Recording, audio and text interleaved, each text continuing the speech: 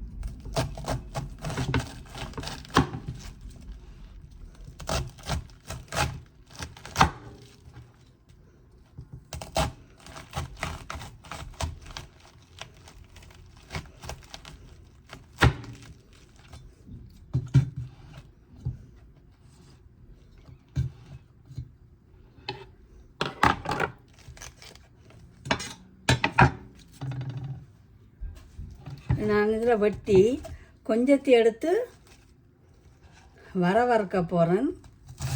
கொஞ்சத்தை தக்காளி பழமும் கோவாவும் போட்டு ஒரு குழம்பும் வச்சுட்டு, எங்களோட மாமி மலேசியா அவள் தக்காளி பழமும் கோவாவும் போட்டு நல்ல குழம்பு வைப்பா. அப்படித்தான் நான் வைக்க போகிறேன்.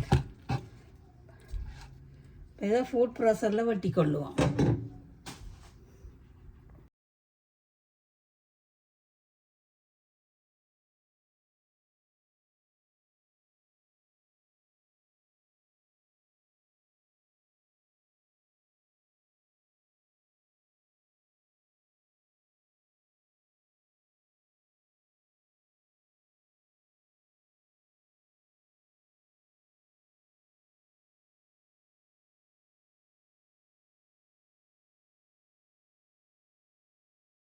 வணக்கம் மக்களே, நான் இன்றைக்கு கோவாவும் தக்காளி பழம் போட்ட குழம்பும் கோவா வரையும் செய்திருக்கிறேன். இந்த கோவா குழம்பும் கோவா வரையும் எப்படி இருக்குன்னு கமெண்டில் போடுங்க. ப்ளீஸ் சப்ஸ்கிரைப் பண்ணி லைக் பண்ணி கமெண்ட் பண்ணுங்க மக்களே. லைக் பண்ணுங்க, லைக் பண்ணினா எனக்கு ஒரு ஆதரவாக இருக்கும். தேங்க்யூ.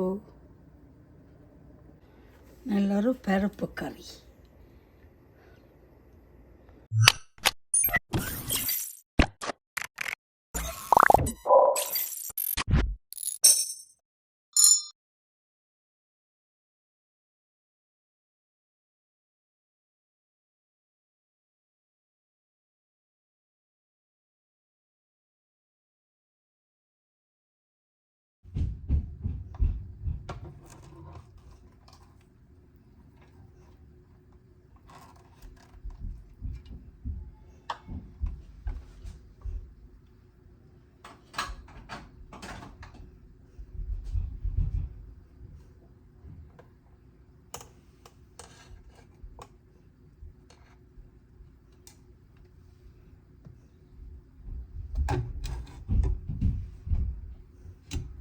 வாங்க மக்களே, கேபேஜ் ஒரு முழு கேபேஜ் எடுத்து இப்படி வெட்டி வச்சுருக்குறேன்.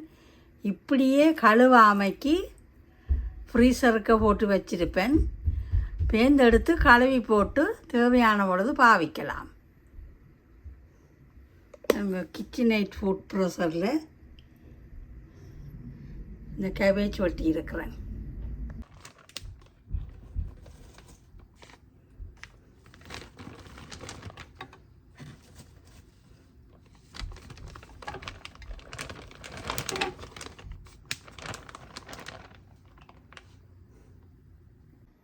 இப்போ நான் கோவா வரைக்கு இப்படித்தான் நான் வறுக்கிறேன். நான் முதல் கோவாவுக்கு கொஞ்சம் உப்பு போட்டு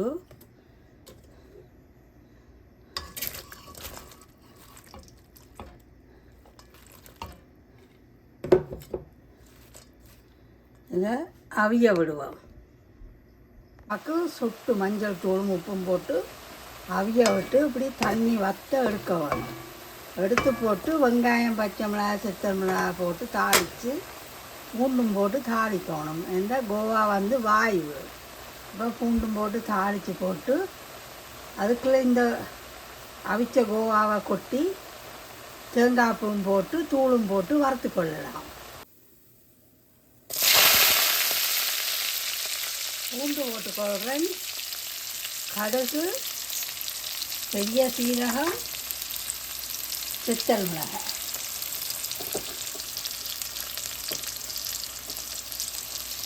கருவேப்பிலை.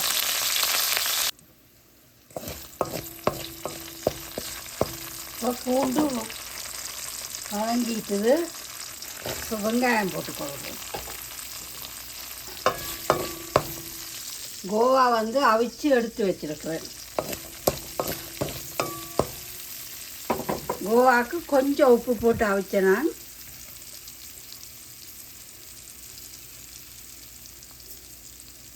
இதனால் கொஞ்சம் உப்பு போட்டுக்கொள்ளுவோம். வதங்கட்டும்.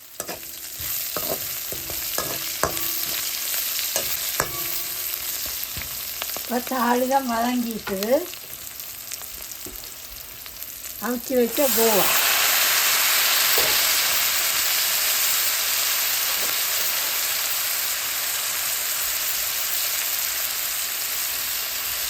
காரத்தூள்,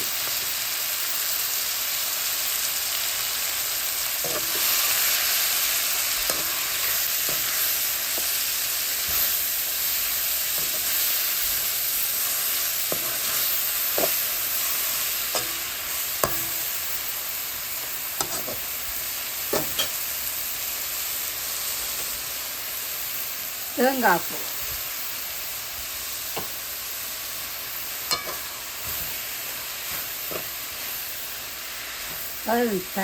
தண்ணி வந்து நல்லா வத்த வேணும்.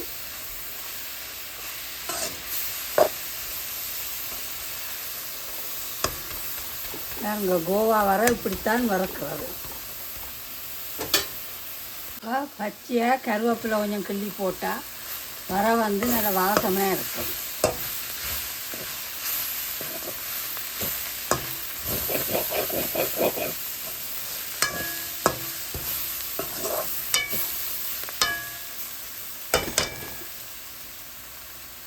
கோவா வர ரெடி.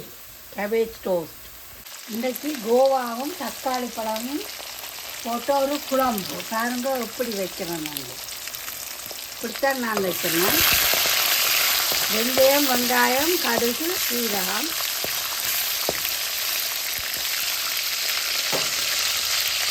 பச்சை மிளகாய், சித்தல் மிளகாய், வெங்காயம் எல்லாம் போட்டு வதக்க வேணும்.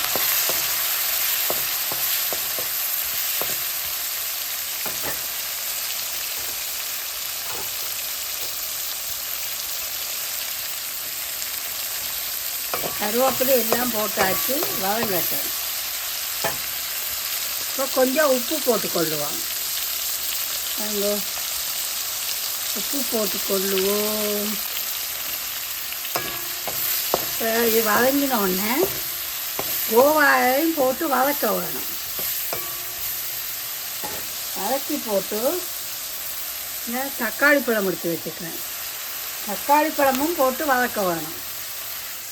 கோவா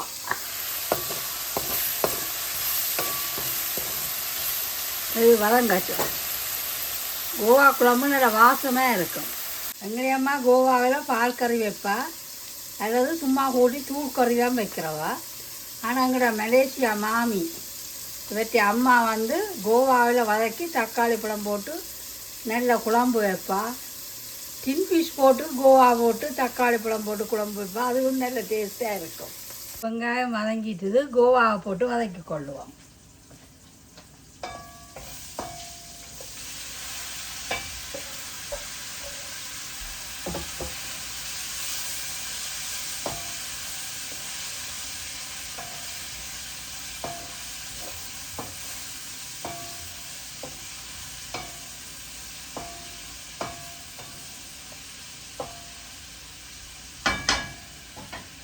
கோவா வதக்கி குழம்பு வச்சா நல்ல வாசமாக இருக்கும்.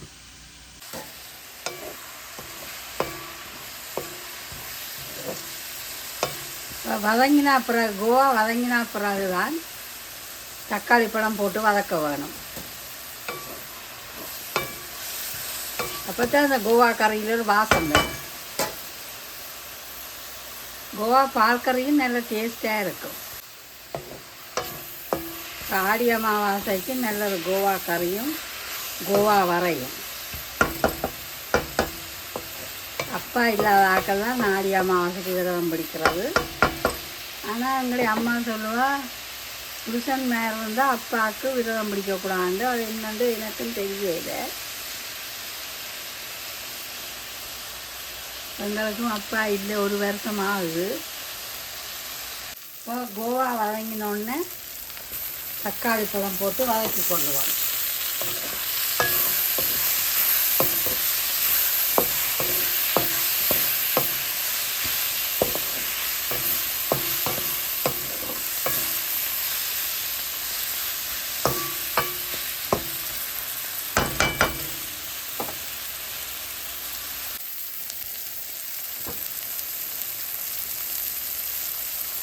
இப்போ தூள் போட்டுக்கொள்கிறேன்.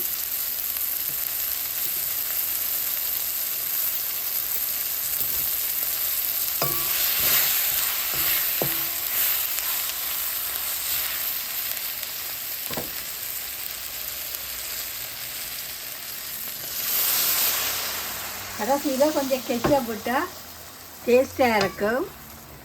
ஊர்லேன்னா நாங்கள் தேசிக்காய் புளி அல்லது பழப்புளி தான் நாங்கள் ஊரில் விடுறோம். நாங்கள் இப்படித்தான் கோவா வதக்கி குழம்பு வைக்கிறது. இப்போ கொஞ்சமாக கெச்சப் விட்டுருக்குறேன். நல்லா கொதிக்கட்டும். இப்போ தக்காளி பழம் போட்ட கோவா குழம்பு ரெடி. இன்றைக்கு தக்காளி பழம் போட்ட கோவா குழம்பும் கோவா வரையும் ரெடி.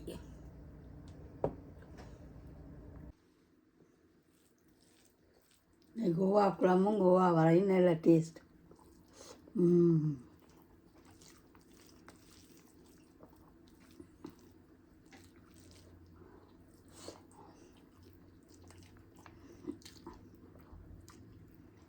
எனக்கு தயிர் ஊறுகாயும் விருப்பம். எங்களில் 8 பேர்.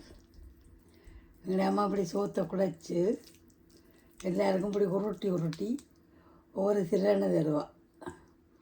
அம்மா ஞாபகம் வந்திருக்கு. அப்பா என்ன செய்வாருன்னா எல்லாரையும் கூப்பிட்டு இருத்தி பிள்ளைகளுக்கு எல்லாம் தீத்தி போட்டு தான் அப்பா தான் சாப்பிடுவார். நண்டெல்லாம் முடைச்சி தருவார்.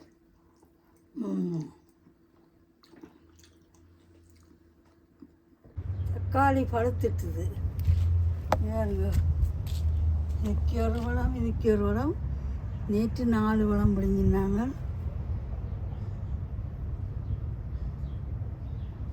இதுதான் ரோமா தக்காளி, இட்டாலியன் தக்காளிங்க. இட்டாலியன் தக்காளி வந்து நீளமாக இருக்கும். ஒன்று பழுத்து வருதுங்க.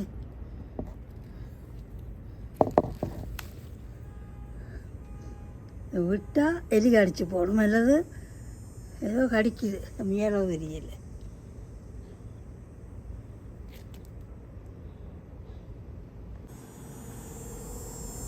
இதில் ஒரு சின்ன ஒரு காயம், ஏதோ கடிச்சு பார்த்துருக்கு. அணிலோ என்னன்னு தெரியல.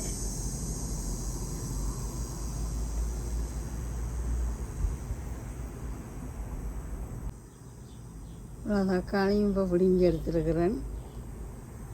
பழுக்க வைப்போம். நாங்கள் சண்டே நைக்ரா ஃபால்ஸுக்கு போனாங்க. போயிருக்க ஃபஸ்ட் டைமாக பார்த்தோம். பெரிய ஒரு லிஃப்ட் உண்டு, அப்படியே கீழே இறங்குது, இப்போ மேலே ஏறுது. என்னென்னா ஷிப்பெல்லாம் இங்கால வந்து அது சீ போர்டராம், ஹாமில்டன்லாம் இருக்குது. அது மேலே தூக்கி கொண்டு போக லிஃப்ட்டில் அந்த பிரிட்ஜ் வந்து மேலே போய்கொண்டிருக்க கீழால் வந்து பெரிய பெரிய ஷிப்பெல்லாம் போகுது. நேற்று தான் பார்த்தோம் இவ்வளோ காலத்துக்கு.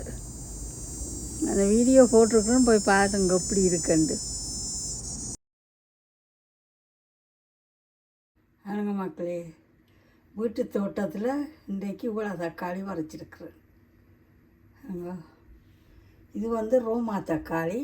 சாதுவா முத்தை எடுத்துன்னு வந்துட்டேன். என்னென்னா இப்போ ஏதோ வந்து கடிக்குது, முயலோ இல்லை என்னன்னு தெரியல. அப்போ பிடிங்கண்டு ஓடி வந்துட்டேன்.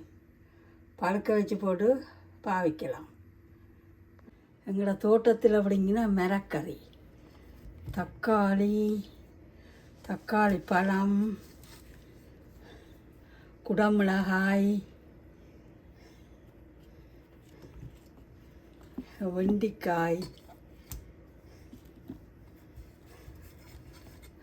பெரிய தக்காளிக்காய், இது கோவா கேபேஜ். அவ்வளோ எங்களோட தோட்டத்தில் அப்படிங்கினது.